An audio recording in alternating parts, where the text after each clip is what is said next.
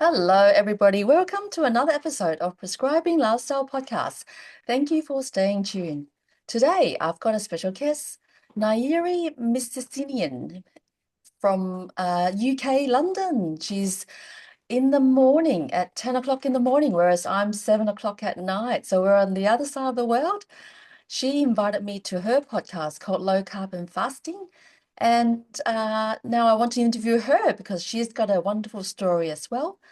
She's a fully accredited metabolic health practitioner with the Society of Metabolic Health, which I am also a metabolic health practitioner. And I think we sort of met in a conference, but we didn't really speak to each other. So welcome, Nayiri. Thank you for coming on. Thank you for inviting me, Avi. I'm looking forward to this. Thank you. I'd love to know you a bit more and about your type 1 diabetes journey and how you became a metabolic health practitioner. I'll get you to introduce yourself. Okay, you said my name correctly, Oh, good. it's yeah, Nayiri. So I was diagnosed at 5. Mm, So I kind of was the classic juvenile diabetes case. Nowadays, of course, it's no longer in the medical literature. We don't call type 1 diabetics diabetics anymore. no. So now we have type 1 diabetes Mm, because more and more people are being diagnosed with mm, type 1 as adults. And that's mm, your LADA diabetes, latent autoimmune diabetes. But I was juvenile. In fact, it's in my medical record. So juvenile diabetes was written down in my medical records as at diagnosis. So I was 5 years old.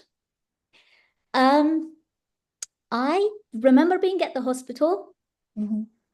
Um, so I must have stayed overnight because I remember waking up in the morning. So it must have been the pediatric ward because right next to me there was another bed Mm, and a young boy sleeping there. So I opened my eyes in the morning and my mom wasn't there. mm, I wasn't like my mom had gone to fetch the doctor, or to have a mm. conversation. They were just about to come and see me in the morning, but she wasn't there. So this young boy's family, like grandparents, parents walked in with big trays of pastry that just picked up from the bakery. Oh, no. Of course, it might have been something different, right?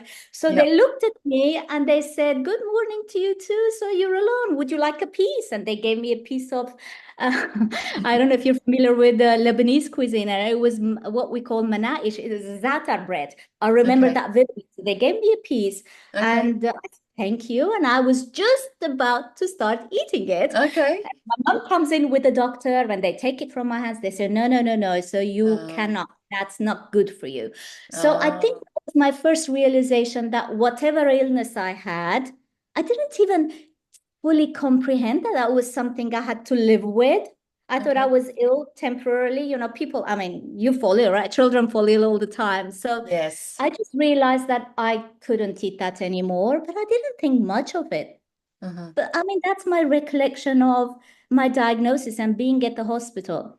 Mm, But another vivid memory is when we came home, my mother was given a sheet of paper mm-hmm, with what kinds of foods I could mm, eat as a diabetic child. mm-hmm. Okay. Avi really irritates me now when people say, "Oh, this low carb diet is not sustainable. It's fat diet. It's not healthy." That's what was recommended Oh, to my wow. mother, to us back in 1978. That sheet of paper had orange list foods in the middle, and the Mm-hmm. green list foods and the red list. Now, in the red Okay. list, there Yep. was Coke, obviously, juices, uh, biscuits, cookies, you name it, cakes, sugar. Yep. So I could not have those things. Yeah. In the middle, in the orange list, there were bread, rice, pasta, which I could only have Mm-hmm. in tiny, tiny portions, Okay. literally palm-sized portions. All right. In the green list, we had eggs, all your Yep. low carb veggies, eggs, Yes. dairy, and meats and chicken and fish. Everything was in the green list. We came home. Now, so this I was 5 years old. Now, when I was 2.5, Mm-hmm. my father passed away.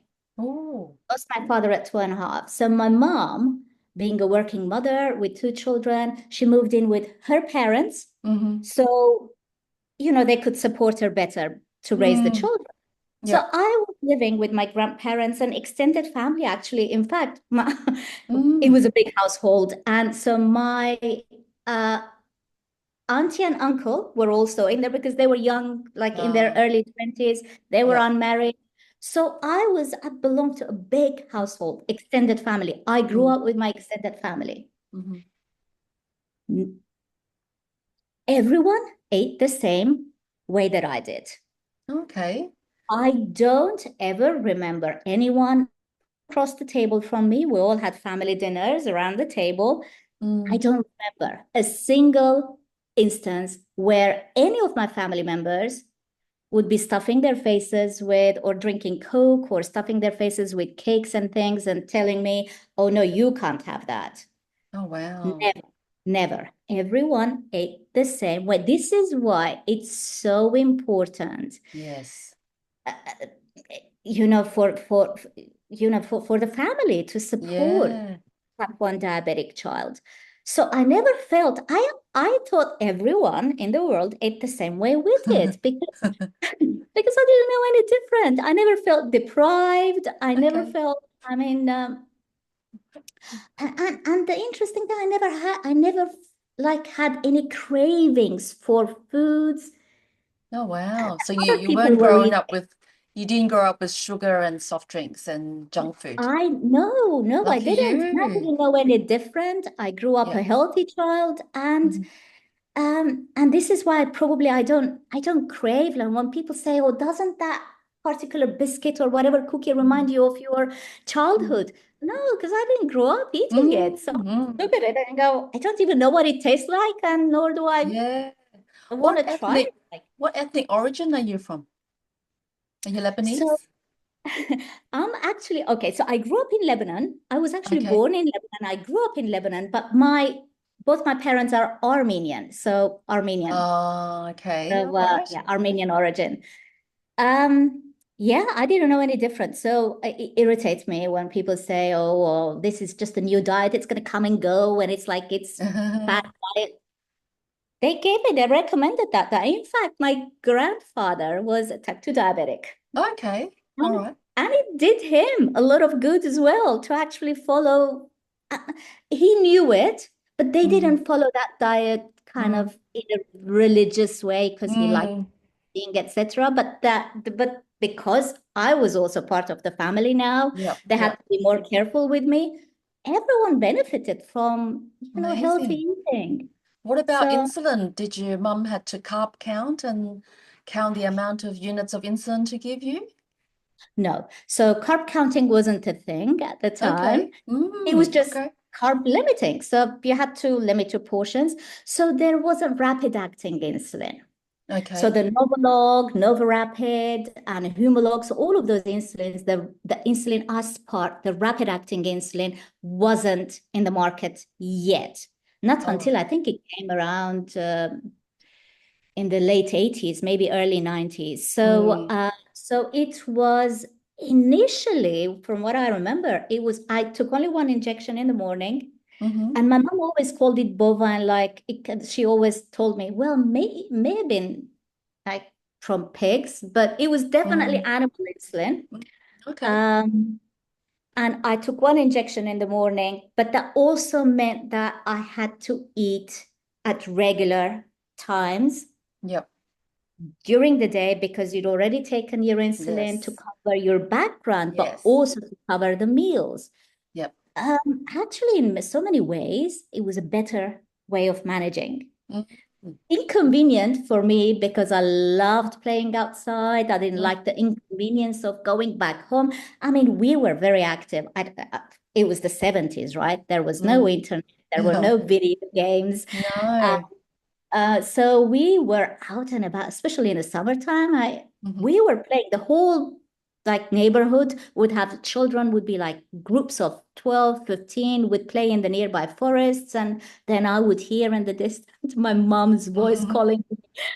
And I would pretend that I wasn't here because I didn't want to go back. I was enjoying Yeah, myself, very active child. And my friends would then tell me, okay, hold my hand. Come on, we have to take you home. Your mom is calling you. Have because they realized that they had to support me, right? yeah, yeah. Sometimes actually remember. So I'd sit at the table at home, and my friends would be around cheering me on. Come on, just Okay. eat that last bit as well. Just eat that, last spoonful of your food, and then we can go out and play. They cheer me on, and it was fun times. I never have Great. any. People think that it's okay. I mean, my diagnosis and my diabetes was not traumatic at all. I No, never experienced because the first trauma. thing I thought of is this poor mom, and she's single. She's a single mom, and she had a young child with the diabetes type 1, and she might have been working. That's the first thing I thought of when you told me you were 5, and this poor mom just had a child with type 1. She's strong as Okay. she's an Iron Lady. So I don't know how she did it because, of course, you didn't have as much information in those days. Yes. And whether she was ever told that I wouldn't make it beyond the 20s. I mean, they used to tell these things to people, or I couldn't have a Yes. child. I couldn't, she Mm. had to be prepared for complications. I don't know because she's never revealed any of that to me. Oh, But she took very good care of me. In fact, the only traumatic incidents were the needles, as I call them. I hated those is this the injections, finger prick or the insulin?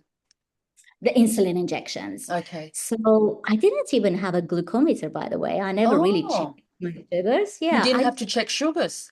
No? I didn't know. We didn't have a glucose meter at home, so I didn't check throughout my childhood. I didn't. And then in the 90s, of course, they became available, and then I had Ah, my first one, and then even then, I just check every now and again. We didn't have that understanding, but the injections, the insulin injections were traumatic for me. I would literally be held down by my grandma and mom because I refused. I kicked my legs. oh, I was 5, right? yep. So that was traumatic until I think that lasted for a year or two until Hmm. I realized all of this will become easier if I just don't put on a fight. Well done. And yeah, it was like, I mean, you give up at the end, but I mean, that's the only traumatic part of my diagnosis. I remember not being deprived of foods or anything else. I mean, I haven't really been, I've done everything throughout my childhood that all the rest of my friends were doing. And Okay, even in my adult life, there is nothing that I haven't been able to do because of my diabetes. okay. Was there But not again, much junk food? There's not much junk food and sugar and cakes and biscuits in Lebanon? I, look, in the 70s, no, there wasn't. And Mm. my family generally ate healthy, Mm. home cooked every day. My Okay, grandma would cook the lunch, and then my mom would take over, cook the dinner for the entire family of 12, would sit around the table. And okay. so it was always home cooked foods. Look, it paid off because now, after 47 years with type 1 diabetes, Yep. I don't have any diabetes related complications. Amazing. They must have done something right. Yeah, that's amazing. So mum wouldn't tell you, oh, I was so stressed and this happened and that happened. She wouldn't tell you anything like this. No, no, no. Okay, well done to But I mean, mum. for me, the traumatic part were the injections, and Mm. sometimes they wouldn't be able to give me my injection. It was just a single injection in the morning. So one So injection a they put me day. one a day. That put me in the car, and I remember a few incidents. So my mom had a friend who was a cardiologist that'd been Okay. to university together, different kind of disciplines, but so my mom was doing literary studies. So her best friend was doing medicine. Mm. So she take me to his clinic, Hmm. and I always let him give me the injection. So I was Oh. only like putting on a fight at home. But when I was there at the clinic, he just talked in such a calm way and just did it without even me feeling it. But Uh, it was inconvenient because that put me in the car and drive me like 30 minutes, and it just wasn't feasible. okay. Across the road from us, there was a pharmacy. Okay. It's still there actually, even like 50 years on. But so a few times my mom would take me to the pharmacy. Let me ask the pharmacist if he can give you the Oh, injection. Again, okay. they're gonna fight there. Okay. I let them do it. So it was something at home. I think I was kind of rebelling, and I Yes. knew I could show my anger and frustration at home because I could Yeah. get away with it. Yeah. But other than that, and again, that only lasted a year or two. But other than Hmm. that, I had a very happy and active, physically active childhood. I'm So healthy. you're always low carb. You've been low carb since you were a child. Did you stay low carb Yeah. for the rest of your life? Well, you'll be interested Okay, to yeah, find yeah. Tell out. us the story.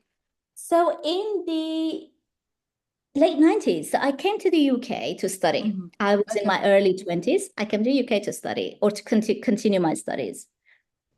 So I came and it was Cambridge. So Mm. it's Cambridge. So one of the first things you need to do as a foreign student is go and register at the local GP clinic Hmm. to be able to get your insulins, etc. So when I Mm. went to do that, obviously being type 1 diabetic, they Mm. also referred me to the hospital because GPs here can prescribe insulin, but only under the instruction of the diabetes team based in the hospital. Okay. So I needed to have a diabetes nurse and a diabetes dietitian and the Hmm. diabetes consultant or the endocrinologist Hmm. based at the hospital. Yeah. And under their instruction, then the GP would regularly prescribe the insulin. That's fine, but they can't make decisions for you. So I Hmm. went through all that process. So my first visit at the diabetes clinic at the Hmm. hospital. So they told me, I can't even remember who it was, but they told me, what? You don't have to limit your carbohydrate. You don't have, why are you doing that? You don't have, just count your carbohydrates. And to me, that was something completely new. Oh, how old were you then? So I was like my early 20s, maybe Okay. 21, 21. Okay. So they said, okay, so you don't have to count, like you don't have to limit your carbohydrates. What you Mm. have to do is count your carbohydrates, and Yeah. then we're going to give you rapid acting insulin Hmm. every time you eat your meal, and it was just carbohydrates, never talked about protein or fat, right? Okay. Yep. Carbohydrates, you count the carbohydrates and you give yourself bolus insulin. So Hmm. that meant that I had to take long-acting insulin, Hmm. and then every time I ate, I had to count the carbs and take rapid-acting insulin. So Hmm. that's the first time I think I had rapid-acting insulin. I hadn't Mm. used it before. Mm. Obviously, while I was still in Lebanon, I had progressed to 2 injections Hmm. a day. So it was different insulins, so more intermediate acting insulins. But again, this rapid acting insulin kind of thing. And I thought it was very smart because in theory, Yeah. it's Did smart, you right? feel like, oh yes, I can eat all the carbs? Did you I feel like actually that? welcomed it. I actually welcomed it. And in those days, there weren't like free phone calls, right? International calls cost a lot of money.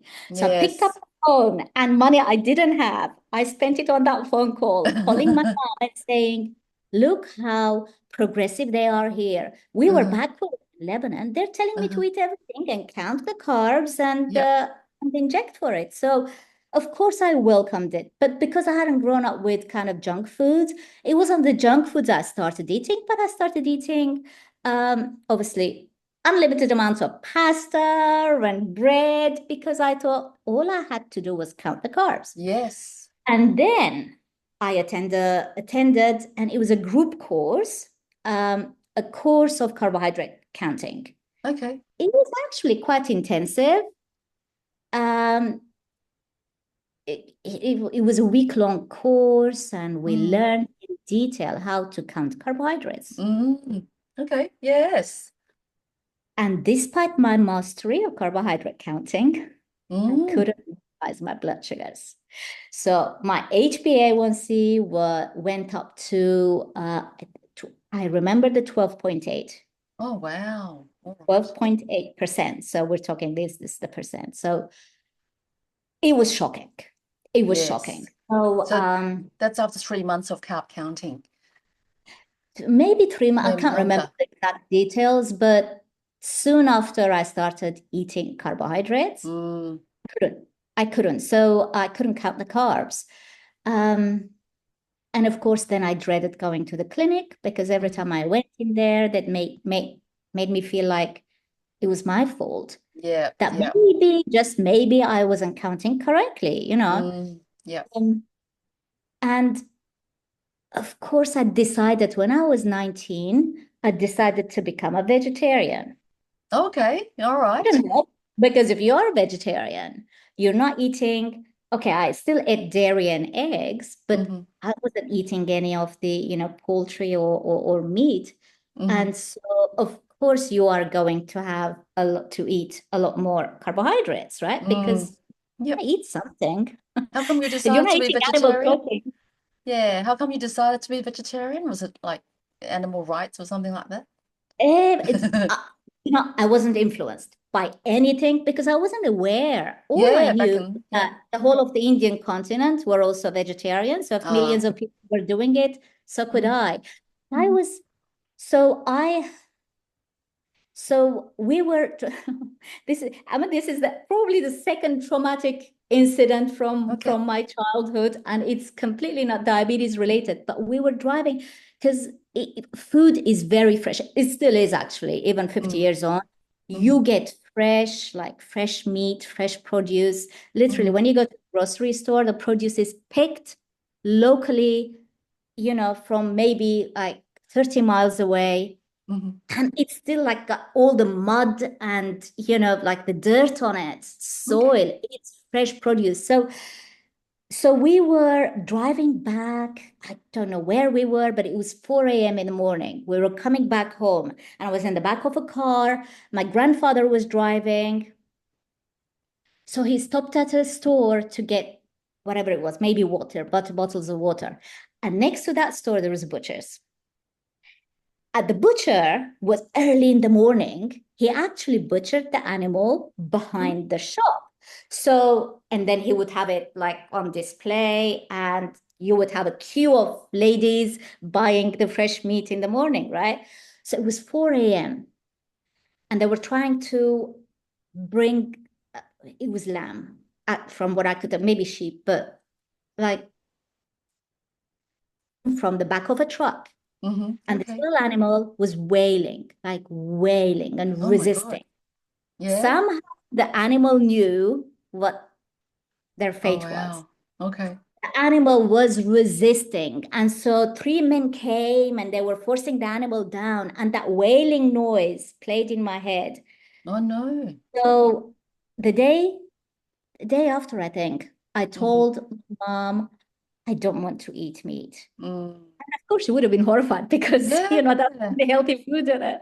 Yeah. That I was like told to eat. So she said, why? I said, because I know where you're getting the meat from, and Um, there's no way, I don't want to eat that. yeah. So my mother, being very clever, she Mm-hmm. told me, she told me, oh no, don't worry, we're not getting the meat from the butcher. This is all factory made meat. It's not real meat. Fake meat. She must have been ahead of her time, like to have even thought of that white lie. Instantly, she said, don't worry, this isn't real animal meat. It's all fake meat. We're getting it from the factory. Okay. And being a gullible child, I kind of believed. And then later on, when I was 19, it kind of played in my head again. And one day I Okay. decided, this is You're no not gonna factory eat meat. it.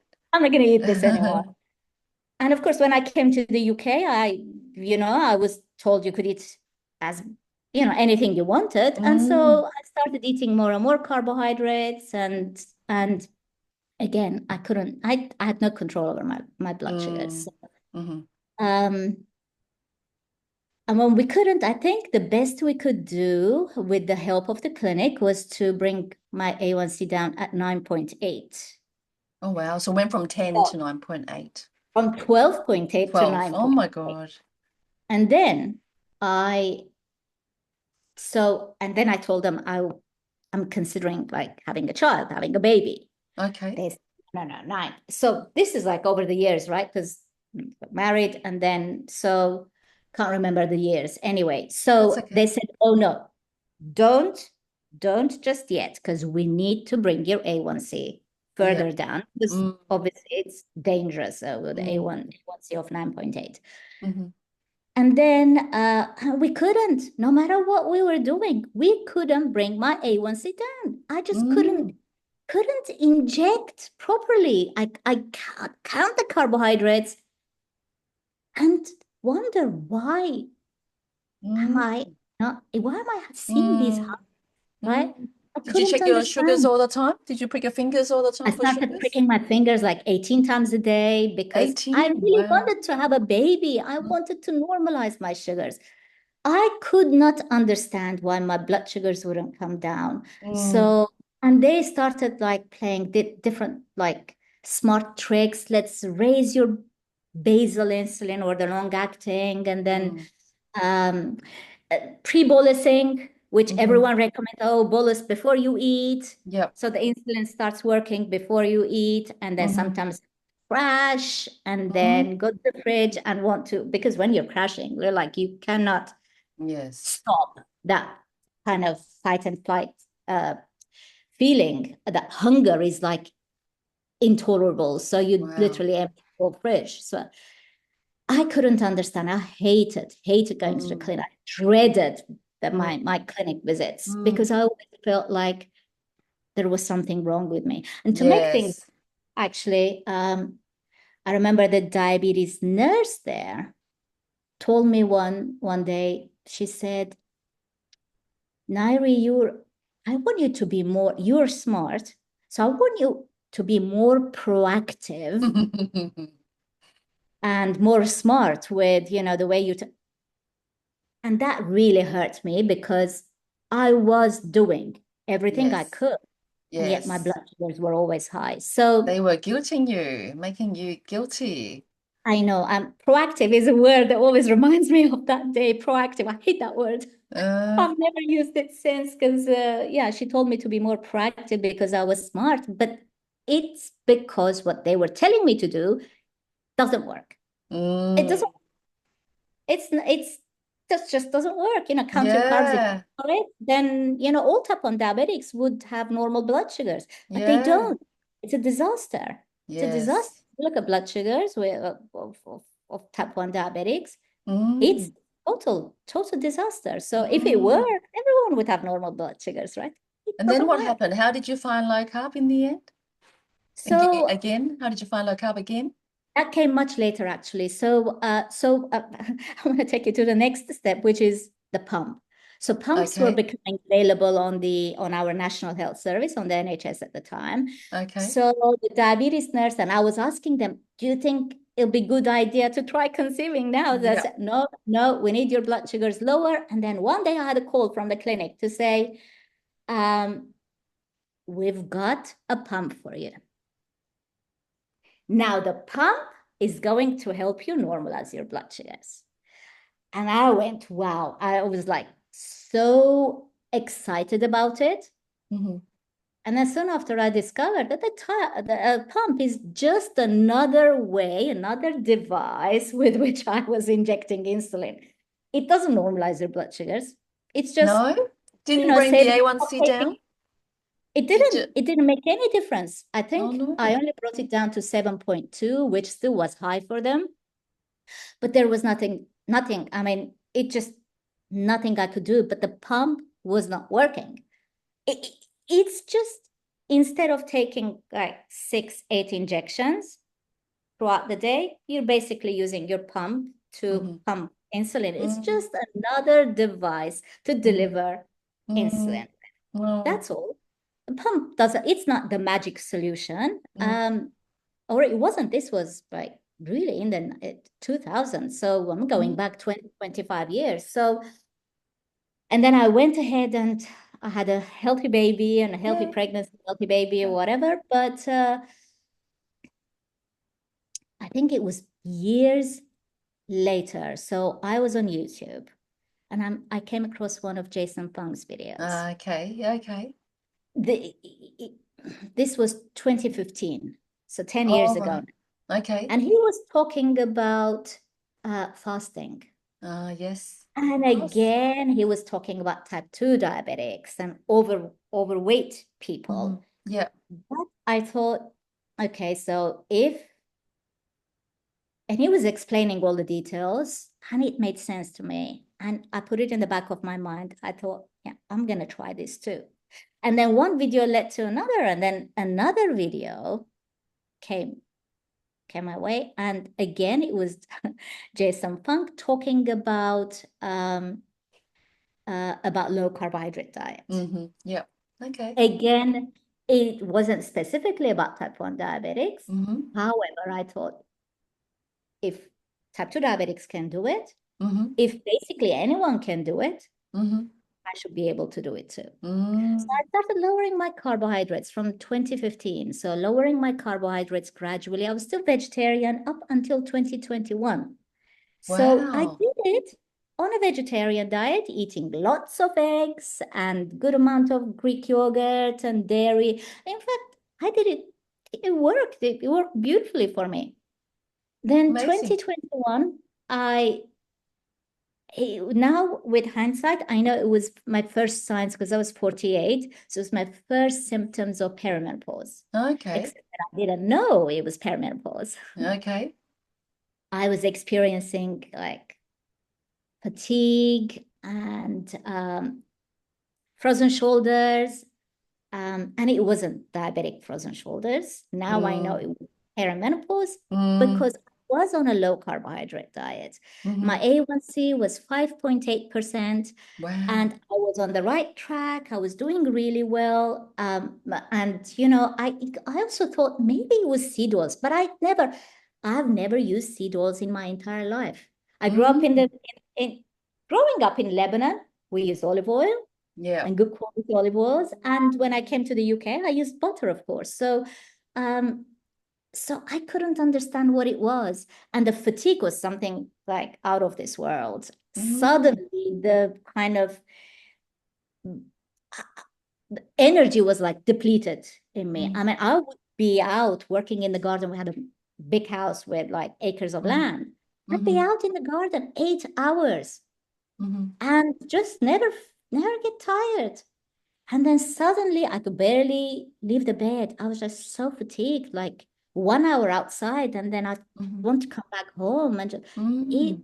there was something wrong, but I didn't understand. I didn't even think of perimenopause Oh, wow. because in my mind I was healthy. I was on a low carbohydrate diet. I didn't have Yep. any other complications. And Yep. if menopause hit me, of course I'd sail through it, right? Because it didn't happen to me. But Mm. anyway, some people do sail through it, but not me. But anyway, so and my husband like looked at how much I was suffering, and he Mm. said, "You know what? I think you need to start eating meat." Oh, okay. All right. Yeah, I was 48 on my birthday, on my 48th birthday, was the first day. He crumbled bits of like crispy bacon into my, Yum. and I ate that. And then we did the same with salmon, like mixed in with small portions. And then I started eating meat. Um, Did you and did you think it was yum? Did you like it? I cried. I sat at the table and I wept like like it's the end of Wow. it was it wasn't that it wasn't tasty, but it was all kind of the feeling of the texture and I told him you should crumble this even more because I don't like the feeling in my, You didn't like it. you don't, because you look, I mean, for 30 years, I've been about 30 years of vegetarianism. So Wow. you forget what the Yes. texture is like, Yes. the chewing. So I told Mm-hmm. him, mix it in the way you want, but just I don't want to feel it. I don't want to feel like I'm chewing meat, right? Mm. He put up with me. So yeah, but he supported me, my husband. So gradually I became a carnivore. So for 18 months, I was carnivore. And by then I'd realized that, my symptoms were perimenopause. And of course, Okay. if you hear carnivore diet and how it Yep. helps perimenopausal women, Yep. especially if it's fat. Yep. So I had high hopes for it. So I became carnivore with high fat. I played with the fat, reduced the fat, increased the Mm. fat, increased the Yep. protein, reduced it a little bit. Then, the carbohydrates were always low or non-existent. In fact, on the strict carnivore, they were non-existent. Yep. And um, and then my A1C went up to 6.2%, Okay. which does happen Okay. in Maybe people because of more carnivore. It protein, does. do you think? Maybe because of more protein. And, as a type 1s, I think generally people don't understand that if you are type 1 diabetic, you need insulin for all your macronutrients. Yes. I have Yes. clients who are type 2 diabetic, right? I look Yep. at their CGM graphs, and when they eat meat with like excessive amounts of fat, Mm. you see a straight line, like they don't even get a bump. Mm. I needed a lot of insulin for the Mm. fat Mm-hmm. and for the meat. And Yeah. maybe that's what it was, or maybe it was a case of the red blood cells living longer. Mm. I still don't know. Yeah. It's been Yeah. Yeah. Yeah. proven, but people talk of it. I don't know why my blood sugars went up to 6.2% and they wouldn't come down. Mm. That's still Um, fantastic. It's still great compared to yeah, 12. but I wanted it to be obviously lower, and then again, my fatigue and everything, none of it resolved. None of it. Oh, okay. Still persistent. So Yeah. the night sweats were horrible.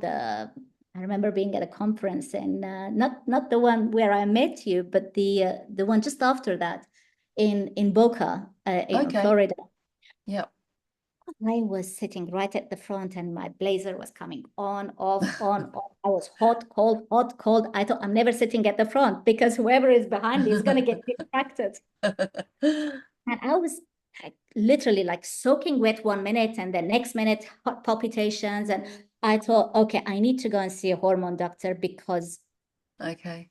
I need hormone Yep. therapy because nothing else is working. The diet Okay. alone, my healthy lifestyle, exercise, I work out, I do all of that. None of it is enough for me. Okay. So so we were in the US at the time, so I don't have access to, free medical care. I'm a UK resident, right? So Yes. I told my husband, whatever it is, we'll pay. And this is unbearable. Like, I can't live like this. So Yes. we went and saw a hormone doctor, and he suggested introducing limited amount of carbohydrates back into Oh, my diet. That's okay. and I started introducing kind of vegetables, etc. He also put me on progesterone alone, but not estrogen or Okay. estradiol. And he recommended a few supplements. Mm-hmm. So again, they worked. It Mm-hmm. kind of worked, but it wasn't enough. So now, Mm. a year on, I'm more on an omnivore diet. Mm-hmm. My A1C is 5.2%. Oh, okay. Got I'm down. also on a proper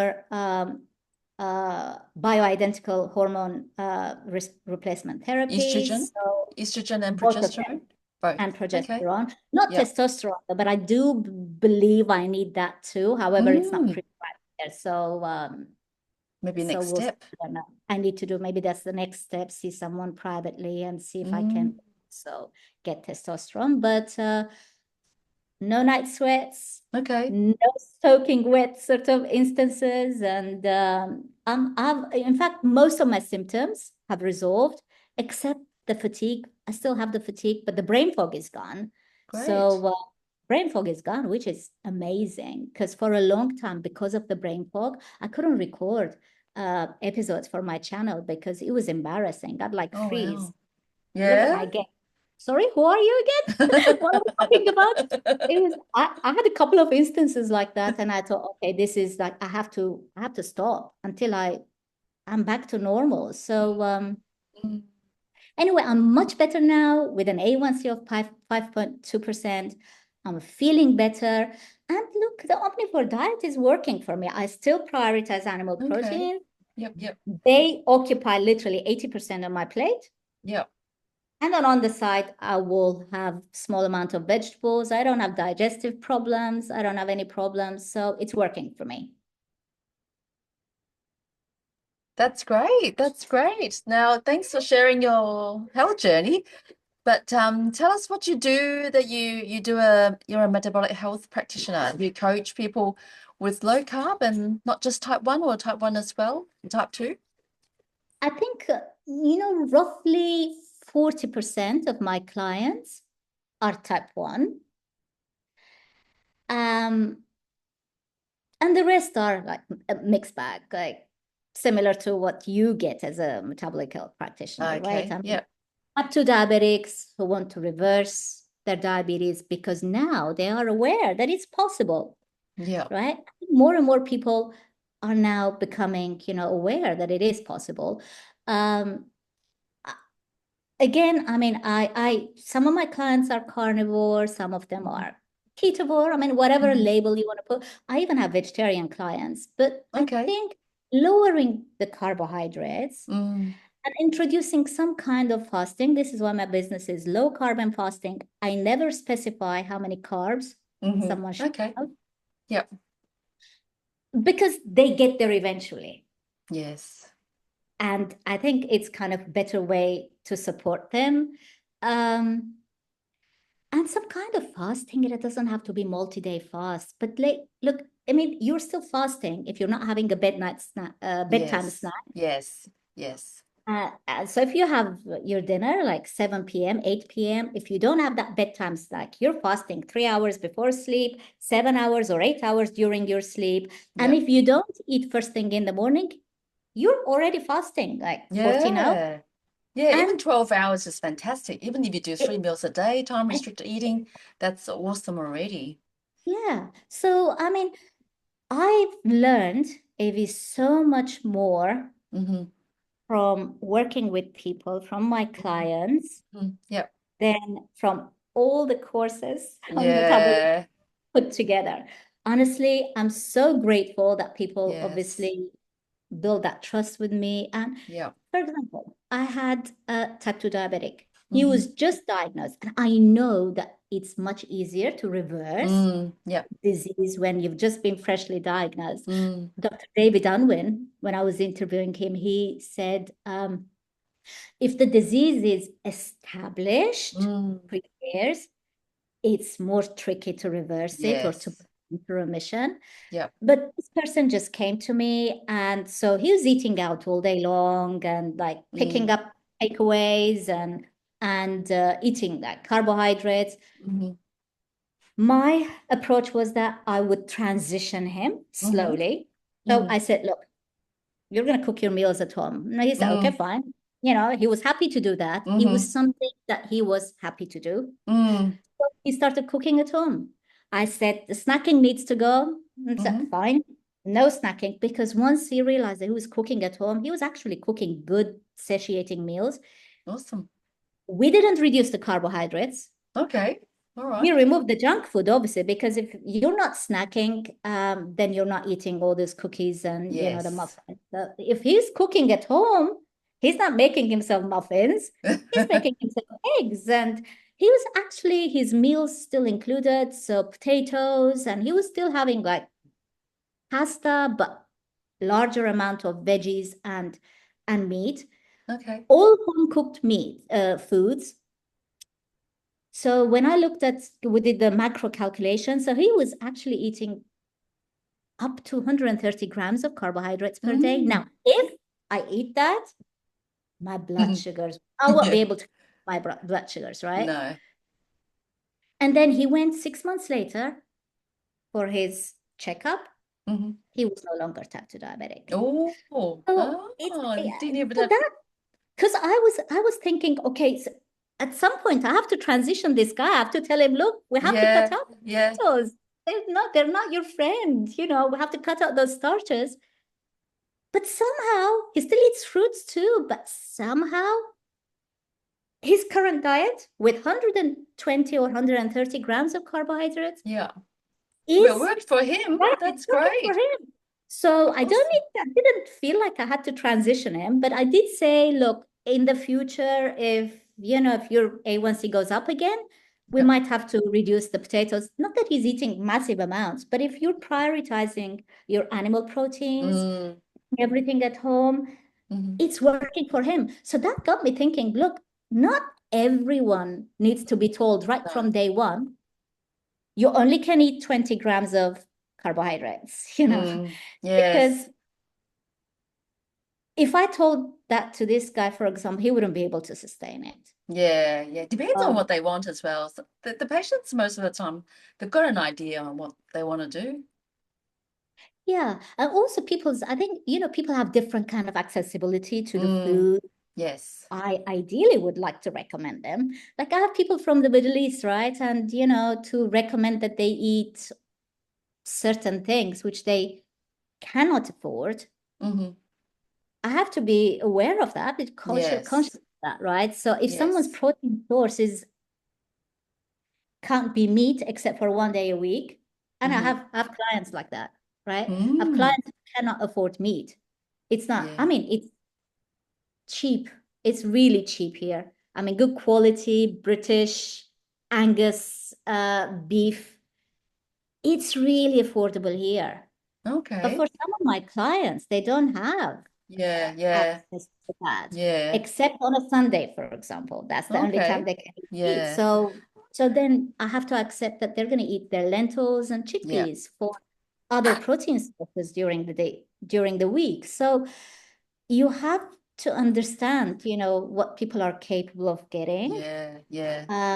and also what they can, the lifestyle that they can sustain. Absolutely. Yes. We don't think it's very cheap in Australia, but most people can afford it. But there are some people who complain, and that meat is getting more and more expensive.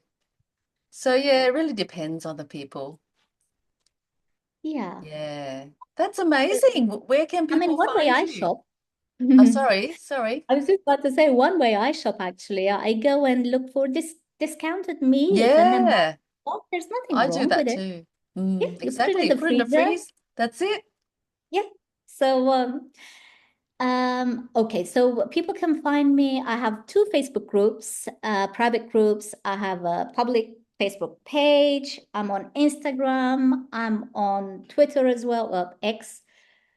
So you get access to all these social media platforms through my website, which Okay. is www.lowcarbandfasting, all one word.com. Cool. Okay, I'll put it in the link in the show notes and people can find you and listen to your podcast as well. Oh, I'm on YouTube as well. I forgot that. YouTube, So YouTube yeah, and I have a podcast, yeah? YouTube channel as well, Low Carb Fasting. And you churn out lots of episodes of podcast with lots of interesting people. That's right. That's right. So you'll have to come back on my channel. We'll have to talk again. There's always more to Yeah, talk about. that would be great. Love it. Well, thank you so much, Nari. Thank you for coming on to as a guest on Prescribing Lifestyle Podcast. Thank you very much. Okay, well, thank you everybody for listening. As I always say, if you don't look after yourself, you can't look after anybody else. So until next time, I'll bring to you another guest with very interesting story.